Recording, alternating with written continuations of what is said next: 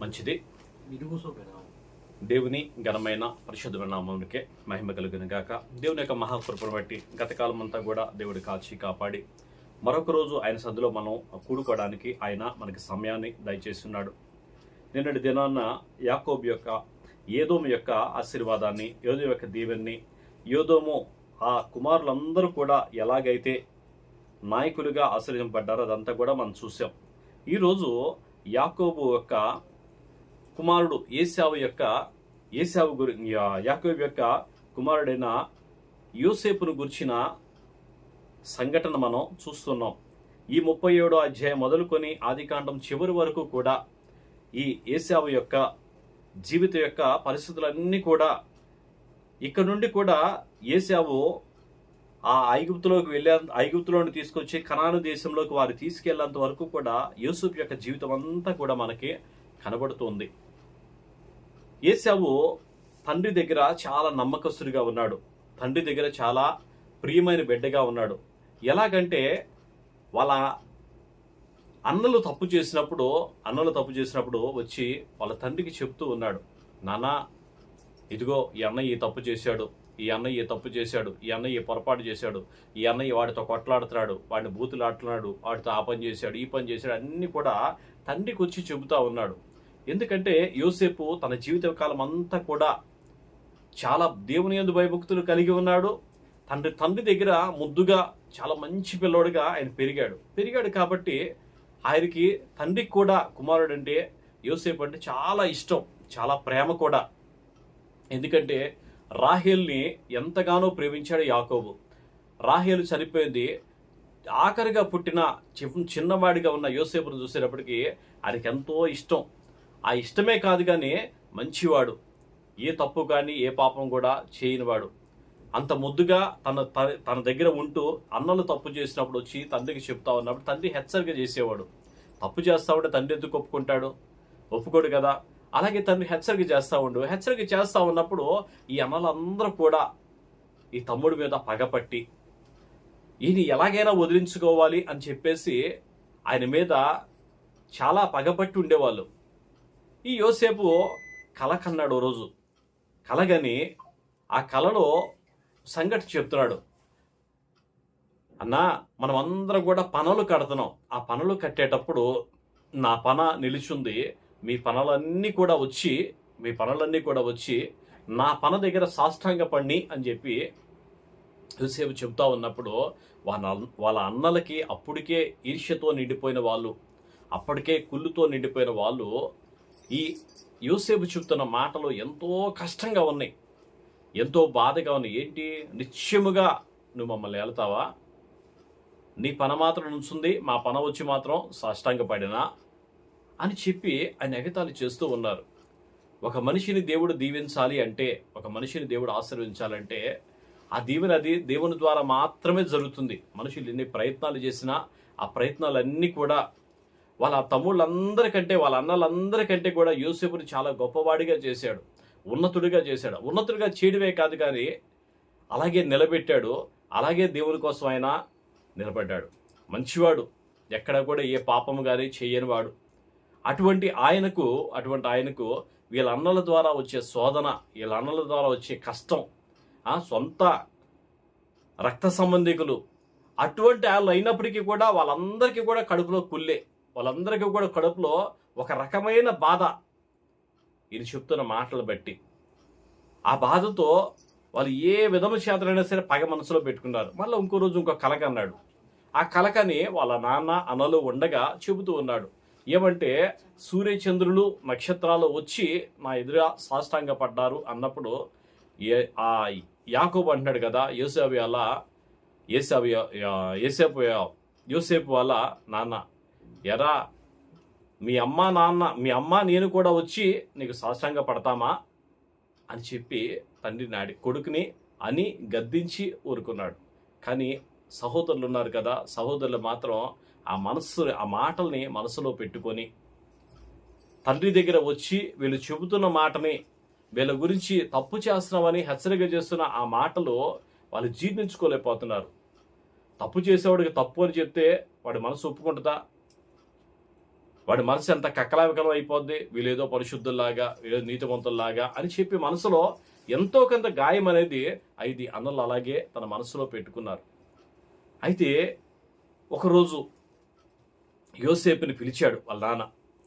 వీళ్ళందరూ అన్నలందరూ కూడా షీకం అనే ప్రాంతానికి మందలు కాస్తూ గొర్రెలు కాచుకుంటా వేరే ప్రాంతానికి వెళ్ళారు. వెళ్ళిన ఆ అన్నల్ని చూసి రమ్మని చెప్పి తండ్రి పిలిచి వాళ్ళ యోగక్షేమాలు కనుక్కొని రమ్మని చెప్పి తమ్ముని పిలిచినప్పుడు, యోసేపుని పిలిచినప్పుడు ఈయన ఒక్క మాట కూడా ఎల్లను అని చెప్పలా. ఎదుటివాళ్ళ స్వభావం తెలీదా? వాళ్ళు ఎలా మాట్లాడుతున్నారో, వాళ్ళు ఎలా ఉంటున్నారో, వాళ్ళ ప్రవర్తన ఎలా ఉంటుందో, గుణం ఎలా ఉంటుందో అర్థం కాదా? అర్థమైంది కంపల్సరిగా. అయినప్పటికీ కూడా తన అన్నలు, తన సహోదరులని ప్రేమ, ఎందుకంటే రక్త సంబంధం అనేది, ఆ రక్త సంబంధాల బంధం అనేది ఎవరికైనా సరే, ఎలాంటి వాళ్ళకైనా సరే ఆ బంధము, ఆ ప్రేమ అనేది అలాగే ఉంటుంది. అలాగే అన్నలు చెప్తూ ఉండగా అన్నల దగ్గరికి వెళ్దామన్నప్పుడు ఒక మాట కూడా మాట్లాడకుండా, వాళ్ళ తండ్రి మాటను తీసివేయకుండా, తోసివేయకుండా వెళ్ళి అన్నల దగ్గరికి బయలుదేరి వెళ్ళాడు.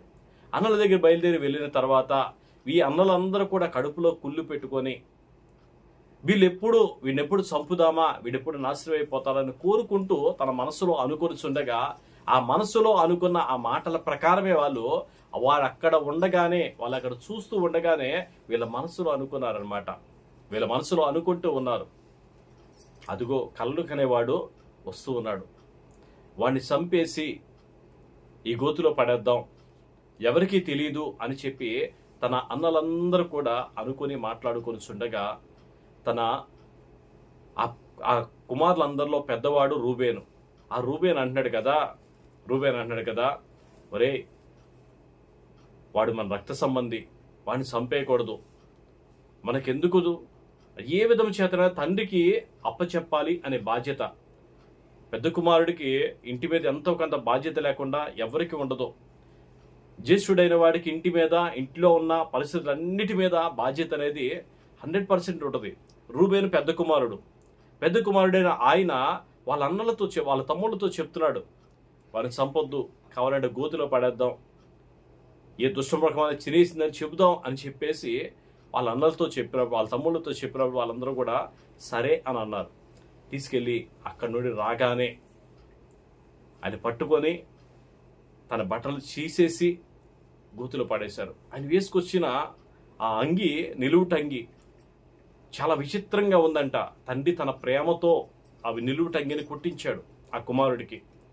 ఆ బట్టలు చూసినప్పుడు ఈయనకి ఇంకా అసలు మనసులోండి ఒక రకమైన హేమైన భావం అనేది అతనిలోకి వస్తూ ఉంది. వాళ్ళ మనిషిలోకి వచ్చి ఆ బట్టల ముందు అంగీ తీసేశారనమాట. ఆయనకి అంగీ తీసేసి అతన్ని తీసుకెళ్లి గోతులో తోసేశారు. గోతులో తోసేసి వీళ్ళు అనుకుంటూ ఉన్నారు. ఈ లోపు రూబేను ఏదో పని మీద బయటికి వెళ్ళాడు. ఏదో పని మీద బయటికి వెళ్ళినప్పుడు ఇందులో ఉన్న యోధా అనే అతను అని చెప్తున్నాడు కదా, వాడు చచ్చిపోతున్నాడు రా, ఎందుకు, మన రక్త సంబంధి కదా, మన రక్తాన్ని పంచుకొని పుట్టినోడు కదా, వాడిని చంపేయడం కంటే కూడా మనం ఒక పని చేద్దాం. అదిగో అక్కడి నుండి ఇష్మాయిలీలు వస్తున్నారు, వాళ్ళు ఈ దారినే వెళ్తా ఉన్నారు. ఈ దారి వెళ్తూ ఉండగా వీడిని వాళ్ళకి అమ్మేద్దాం, వీడిని వాళ్ళకి అమ్మేసామనుకో ఎంతో కొంత డబ్బులు మనకు వస్తాయి అని చెప్పి ఆ డబ్బులు తీసుకోవడానికి ఆ కుమారుని తమ్ముడిని తీసుకెళ్ళి వాళ్ళకి అమ్మేశారు. 20 వెండి నాణాలకి యోసేపుని అమ్మేశారు. 20 వెండి నాణాలకి యోసేపుని ఈరోజు అమ్మేశారు. అలాగే యేసు ప్రభువారిని కూడా 30 వెండి నాణాలకి యూదా అనే వ్యక్తే అమ్మేశాడు. యేసు ప్రభువారిని ఆ రోజు 30 వెండి నాణాలకి ఇస్కరియోతు యూదా ఆ యొక్క పరిచయులకి, శాస్త్రులకి అమ్మేశారు. వాళ్ళందరూ నీతిమంతులు అనుకొని నీతిమంతుల్లాగా వారు బ్రతుకుతూ యేసు ప్రభువారు వచ్చి వాళ్ళకి చెబుతూ ఉండగా, మీరు చేసేది తప్పని కానీ, మీరు చేసేది పొరపాటని కానీ వాళ్ళు హెచ్చరిక చేసినప్పుడు వాళ్ళకి అంతే బాధగా ఉండేది. ఈయన చెప్పేదేంటి, ఈయన నీతిని మేమే లేదేంటి, మేము నీతిమంతులం కాదా, మేము మంచి వాళ్ళం కాదా, వీళ్ళ దగ్గరే మేము నేర్చుకోవాలా, వీళ్ళ దగ్గరే మేము వినాలా అని చెప్పి ఆ పరిచయులందరూ కూడా, శాస్త్రులందరూ కూడా ఆ రోజు అలాగే యేసు ప్రభువుని కూడా 30 వెండి నాణాలకి అమ్మేశారు. వారు కూడా ఇశ్రాయేలీలే, ఇక్కడ ఉన్నది కూడా ఇశ్రాయేలీలే. వాళ్ళ స్వభావం అంతా కూడా దేవునికి విరోధంగా ఉండే ఆ స్వభావమే. యేసు ప్రభువుని కూడా అలాగే అప్పగించారు. తన సహోదరుడైన యోసేపును కూడా అలాగే అప్పగించారు. ఆ రోజు అప్పగించి ఆ గుంటలో పడేసినప్పుడు వస్తున్నాడు. రూబేను వచ్చి చూసి అడుగుతున్నాడు, అయ్యో, నేను ఏ విధము చేతనైనా వీళ్ళ ఎదుటి నుండి నా తమ్ముడిని తప్పించి మా నాన్న దగ్గర తీసుకెళ్దామని అనుకున్నానే, కానీ ఇక్కడ జరిగిందా ఆ యోసేపుని చంపేసి ఆయన హతమార్చారా అని చెప్పి అతను తన బట్టలు చింపుకొని వెళ్ళి వాళ్ళ దగ్గర అడుగుతూ ఉన్నాడు. వాళ్ళు కూడా అంటున్నారు కదా, ఆ బట్టలకి ఆయన వేసుకొచ్చిన నిలువుటంగికి ఒక మేకను చంపి ఆ మేక యొక్క రక్తాన్ని ఆ అంగీకి పూసి ఆ అంగీని తీసుకొని వాళ్ళ తండ్రి దగ్గర తీసుకొని వెళ్ళి, ఇదిగో నీ కుమారుడు అంగీయేనా, ఇది ఒకసారి చూడు, ఇది నీ కుమారుని అంగీయేనా, ఒకసారి చూడు అని చెప్పి యాకోబుకి అది చూపించగా, ఇది నా కుమారుని అంగీనే, అయ్యో దుష్ట మృగము నా కుమారుని చీల్చేసిందా, నా కుమారుని చంపేసిందా అని చెప్పి ఆ కుమారుని బట్టి అతను ఎంతగానో ప్రేమిస్తున్నాడు. ఆ కుమారుని బట్టి అతను ఓదార్చడం అనేది ఎవరి వల్ల కూడా కాలేదంట. నిజమే, సాక్షాత్తు దేవాది దేవుడు మనుషులందరి కోసం కూడా అటువంటి వేదనే పడుతున్నాడు, అటువంటి బాధే పడుతున్నాడు. ఎందుకంటే లోకంలో అనేక మంది వాళ్ళ యొక్క క్రియల ద్వారా, వాళ్ళ యొక్క పాపపు జీవితం ద్వారా దేవునికి లోబడకుండా ఈ రోజు కూడా ప్రభు అయిన యేసుక్రీస్తుని అలాగే దుష్టమృగాలకే అప్పగిస్తూ ఉన్నారు, పాపానికే అప్పగిస్తున్నారు. అలాగే ఈ రోజు కూడా ఆయన్ని పిడిగుద్దులు గుద్దుతూనే ఉన్నారు, ఈ రోజు కూడా ఆయన్ని బాధ పెడుతూనే ఉన్నారు. ఆ రోజు శారీరకంగా చేశారు, ఈ రోజు మానసికంగా ఆయన్ని చేస్తూనే ఉన్నారు. ఈ రోజు కూడా ఆయన పడుతున్న బాధ, దివారాత్రము కూడా ఆయన చేతులు చాపి మనుషుల కోసం ఎదురు చూస్తూ ఉండగా, హృదయం అనే తలుపు దగ్గర ఆయన తడుతూ ఉండగా ఎంతమంది తలుపు తెరిసేవారు? దేనికోసం వారు తలుపు తీరు అంటే లోకంలో ఉండే బ్రతుకు కోసం, లోకంలో ఉండే ఆనందం కోసం. ఈ ఆనందం ఉందో లోకంలో? పాపము తప్ప. క్లబ్బులు, పబ్బులు, తాగుడు, విందులు, వినోదాలు ఇవన్నీ కూడా అశాశ్వతమైనది. శాశ్వతమైన తండ్రి యొక్క ప్రేమ నుండి అవి దూరం చేసేవే. ఆ రోజు అలా బాధ పెట్టారు, ఈ రోజు కూడా అదే బాధనే. ఈ రోజు కూడా తండ్రి యొక్క వేదన కుమారుపు దూరం అయినప్పుడు అర్థమైంది. తండ్రి యొక్క బాధ, ప్రేమించే కుమారుడు దూరం అవుతున్నప్పుడు ఆ వేదన, ఆ బాధ అర్థమైంది. ఆ తండ్రి ఆ రోజు నీ కోసం ఈ రోజు కూడా ఏడుస్తూ ఉంటే ఆ బాధను ఓదార్చడం అనేది ఎవరి వల్ల కాలేదంట. వచ్చి ఆ కుమారులందరూ కూడా, అతని కుమార్తెలందరూ కూడా యాకోబు దగ్గరికి వచ్చి ఓదారుస్తూ ఉండగా ఆయన్ని దగ్గర తీసుకొని, నీ కుమారు కోసం ఏడవద్దయ్యా అంటే అసలు తన్ని ఓదార్చడం అనేది ఎవరి వల్ల కూడా కాలేదంట. ఈరోజు లోకమంతా కూడా ఎక్కడికి వెళ్ళిపోతుంది? ఎంతమంది ఎరుగుతారు దేవుని యొక్క బాధ, దేవుని యొక్క ప్రేమ? నిత్య నరకానికి వెళ్తుంది. ఈరోజు ఎండాకాలం 40 డిగ్రీలు ఎండే తట్టుకోలేకపోతున్నాం.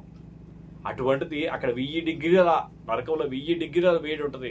ఆ వేడిని అలా తట్టుకోగలుగుతాం? ఈ వేడంతా దేవుడికి తెలుసు.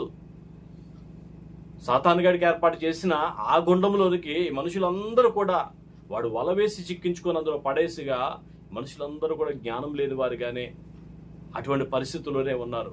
సహోదరులు చెప్తున్నారు, ఏమని చెప్తున్నాడు? ఎందుకు వాళ్ళకి బాధ, ఎందుకు వాళ్ళకి ఈర్ష్య? తప్పు చేస్తే చెప్పడం తప్ప? ప్రభువైన యేసుక్రీస్తే మనందరి తప్పుల కోసం, మనందరి పాపం కోసం ఆయన దిగి వచ్చి మనందరి కోసం ఆయన శిక్ష అనుభవించాడు. మనందరి కోసం ఆయన రక్తాన్ని చిందించాడు. మనందరి కోసం ఆయన తన ప్రాణాన్ని పెట్టాడు.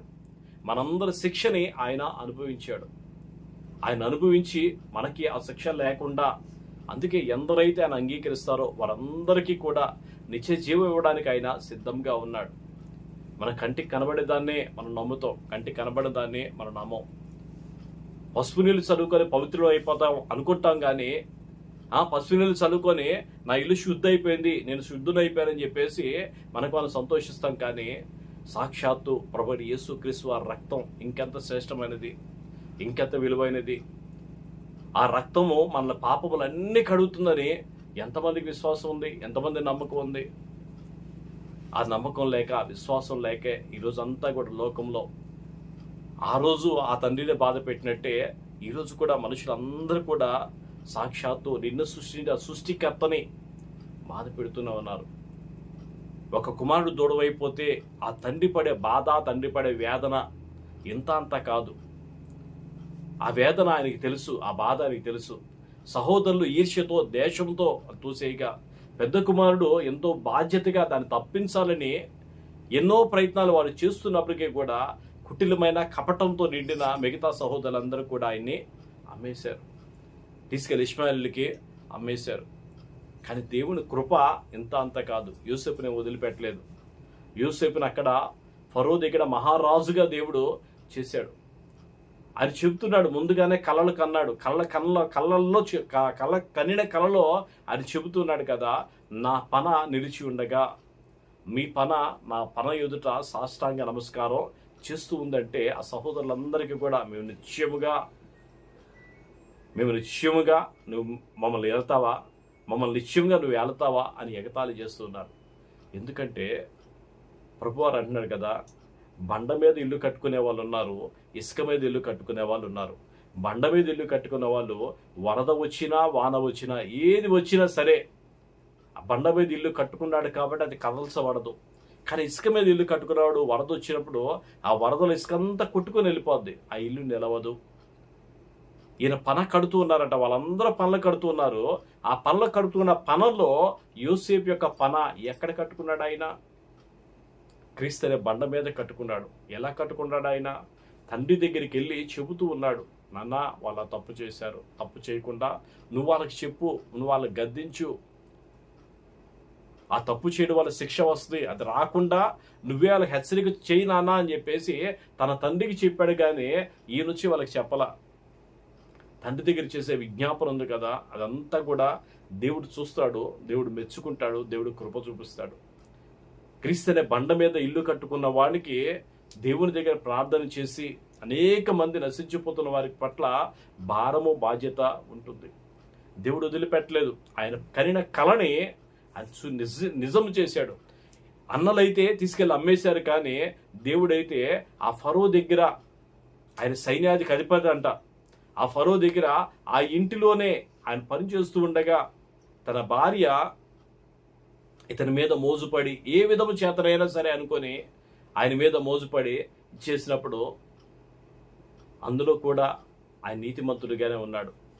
ఆ ఫరో చేతుల నుండి పారిపోయాడు, కానీ ఫరో భార్య చేతి దగ్గర నుండి పారిపోయాడు, కానీ పాపంలో అక్కడ నిలవడానికి మాత్రం ఆయన ఇష్టపడలేదు. ఎందుకంటే దేవుడు నన్ను చూస్తున్నాడు, దేవుడు నన్ను దీవించాడు, దేవుడు నన్ను ఆశ్రయిస్తున్నప్పుడు మన లోకంలో ఎన్నో కట్టుకోవాల్సిన పరిస్థితి ఉంటుంది. మన జీవితాన్ని, మన ఆత్మీయ జీవితాన్ని, మన మనస్సును ఎంతకంటే దేవుని సమర్పించుకోవాల్సిన అవసరం అనేది ఎంతైనా సరే ఉంది. యూసేపు అలాగే ఉన్నాడు. దేవుని కోసం, దేవుని ఎదుట అతను ఏ పాపం చేయకుండా సహోదరుల పాపం చేస్తున్నప్పుడు కూడా హెచ్చరిక చేశాడే తప్ప, వాడి సత్తాడులే, వాడి పాపాన్ని వాడే అనుభవిస్తాడులే అని చెప్పి అనుకోలేదు. తండ్రి దగ్గరికి వచ్చి చెప్తున్నాడు, తండ్రి వాళ్ళు ఇలా తప్పు చేశారయ్యా, నువ్వు చెప్పు వాళ్ళతో, వాళ్ళు తప్పు చేయకుండా అడ్డుకో నువ్వు అని చెప్పేసి వాళ్ళు హెచ్చరిక చేశారు. కానీ కుటిలమైన సహోదరులు ఉన్నారు కదా, వాళ్ళు మాత్రం ఆ తప్పుని ప్రభు అందుకే చెప్తాడు, పాపమును కప్పుకొనక ఒప్పుకునేవాడు కనికరాన్ని పొందుతాడు. పాపమును కప్పుకొనక ఒప్పుకునేవాడు కనికరాన్ని పొందుతాడు.